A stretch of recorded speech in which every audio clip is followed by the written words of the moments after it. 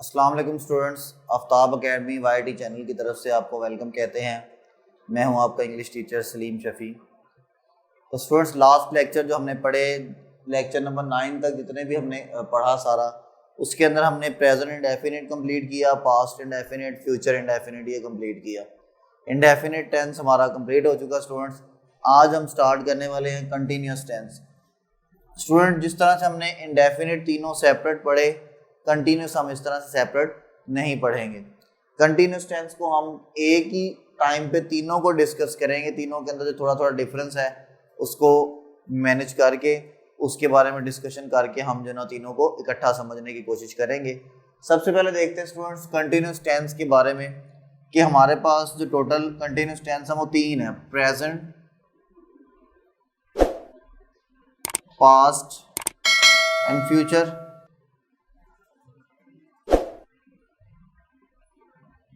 अब अगर एक चीज देखें हम कि कंटिन्यू तो तीनों में सेम है, इसका मीनिंग तो चेंज नहीं होगा।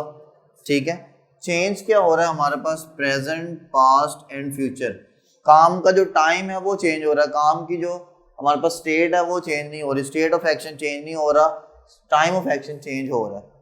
तो स्टूडेंट, सबसे पहले तो हमें प्रेजेंट, पास्ट और फ्यूचर की पहचान पता होनी चाहिए। इसके हम हेल्पिंग वर्ब करेंगे और बाकी कंटिन्यू के लिए जो हमारे पास जो भी कोई क्राइटेरिया वो हम उसको चेक करेंगे। तो देखते हैं स्टूडेंट, सबसे पहले कि हमारे पास कंटिन्यू जहाँ पे भी आ जाएगा, इट मीन्स कि कोई एक्शन आपका स्टार्ट हो चुका है लेकिन अभी कंप्लीट नहीं हुआ। यानी कि अगर मैंने यहाँ से इस पॉइंट तक आना है तो मैंने अपना जो सफ़र है वो स्टार्ट कर दिया, लेकिन अभी शायद मैं यहाँ पहुँचा हूँ, यहाँ पहुँचा हूँ, लेकिन अभी मेरा वो जो सफ़र है वो कंप्लीट नहीं हुआ। यानी मैं अभी यहाँ से इस पॉइंट तक नहीं पहुँचा, तो मेरा एक्शन क्या है स्टूडेंट्स? कंटिन्यू है। तो जब हमारा एक्शन कंटिन्यू होता है तो उसे हम कंटिन्यूस टेंस कह देते हैं, सिंपल।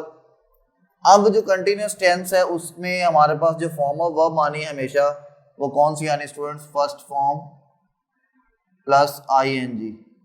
यानी कि अगर हमारे पास वर्ब है गो तो उसका क्या हो जाएगा? गोइंग। ईट है तो स्टूडेंट उसका क्या हो जाएगा? ईटिंग। स्लीप है तो स्टूडेंट क्या हो जाएगा? स्लीपिंग। रन है तो स्टूडेंट क्या हो जाएगा? रनिंग। प्रीच है तो स्टूडेंट क्या हो जाएगा? प्रीचिंग। यानी कि ये हमारे पास क्या हो जाएंगी? फॉर्म्स ऑफ वर्ब, ये इस तरह से चेंज हो जाएंगे। कंटिन्यूस के अंदर हमने ये वाली फॉर्म लगानी है। फॉर्म ऑफ वर्ब हमारे पास अगर हम बात करें इसकी, तो हमारे पास फॉर्म ऑफ वर्ब सबसे पहले डिस्कस करेंगे तो वो क्या होगी स्टूडेंट? सब कंटिन्यूस के अंदर फॉर्म ऑफ वर्ब कौन सी रहनी है? फर्स्ट फॉर्म प्लस ING, बेशक वो प्रेजेंट है, पास्ट है या फ्यूचर है। क्लियर हो गया? अब हमने दूसरी चीज जो चेंज करनी, वो चेंज करने हेल्पिंग वर्ब्स।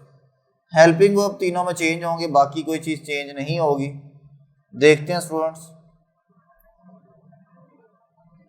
हेल्पिंग वर्ब हमारे पास देखें अगर,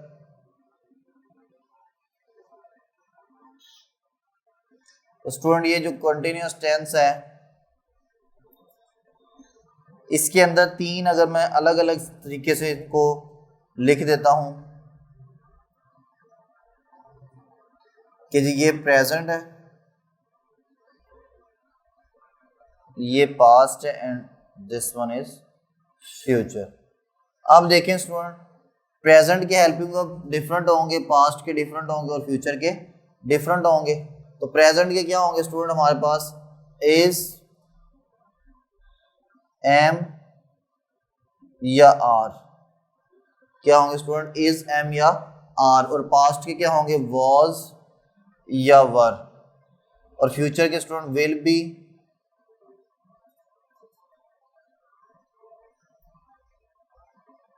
या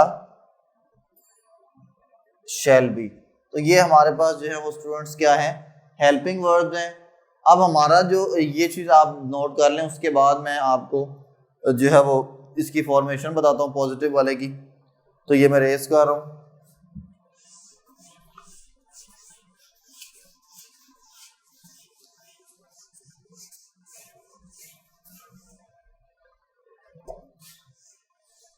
अब हम देखेंगे student formation of positive sentence.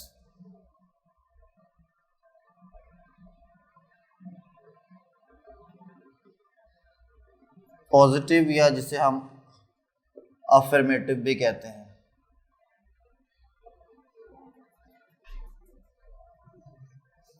तो स्टूडेंट उसकी जो फॉर्मेशन होगी, उसकी जो तरतीब होगी हमारे पास वो क्या होगी, सबसे पहले हम उसमें क्या लिखेंगे, सब्जेक्ट। सेम जैसे इंडेफिनिट के अंदर हमारा जो सब्जेक्ट होता था उसे हम सबसे पहले लिख देते थे। उसके बाद यहाँ पे हमारे पास हेल्पिंग वर्ब आएगा। वो डिपेंड करता है कि आपका जो टाइम ऑफ एक्शन है वो क्या है। अगर प्रेजेंट है तो प्रेजेंट का हेल्पिंग वर्ब, अगर पास्ट है तो पास्ट का, और अगर फ्यूचर है तो फ्यूचर का। उसके बाद स्टूडेंट मेन वर्ब क्या है, इसमें फर्स्ट फॉर्म प्लस आईएनजी है। और स्टूडेंट उसके बाद हमारे पास क्या है, ऑब्जेक्ट है। तो ये हमारे पास फॉर्मेशन है पॉजिटिव सेंटेंस की। अब इसके बाद हम इसकी अगर एग्जांपल्स करें तो वो देखते हैं। पहली एग्जांपल,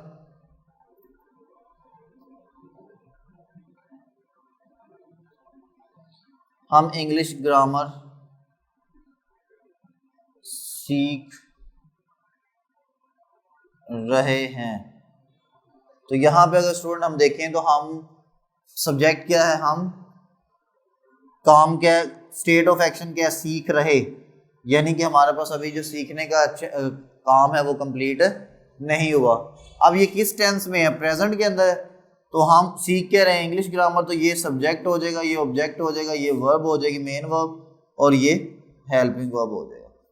अब यहाँ पे अगर मैं इसकी जगह पे सीख रहे हैं की जगह पे कर दूं सीख रहे थे, तो चेंज क्या होगा, जस्ट हमारे पास हेल्पिंग वर्ब चेंज होगा, बाकी सारा सेंटेंस क्या रहेगा, सेम रहेगा।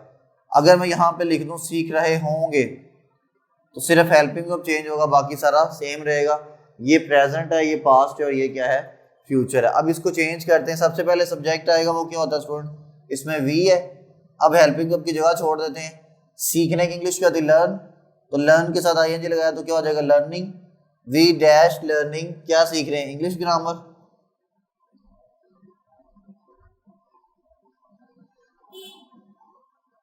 ये हो गया स्टूडेंट यहाँ तक। अब देखें, अगर तो हम इसको प्रेजेंट में ट्रांसलेट करेंगे, यानी अगर हम प्रेजेंट में बात करें तो हम यहाँ पे क्या लगा देंगे, वी के साथ इज आता है, एम आता है, आर आता है, तो आर लगा देंगे। और अगर हम यहाँ पे बात करें पास्ट की तो क्या लगा देंगे, वाज या वर में से एक आना, तो प्लूरल के साथ वार आता है। अगर हम फ्यूचर की बात करें तो वी के साथ क्या लगाते हैं हम, शैल बी। और आई के साथ हम आई और वी के साथ शैल बी लगाते हैं, बाकी सबके साथ क्या लगाते हैं, विल बी। तो ये एक माइनर सा डिफरेंस है इनके दरमियान, बाकी सारा सेंटेंस हमारा सेम रहेगा, बेशक वो प्रेजेंट में है, पास्ट में है, या फ्यूचर में है।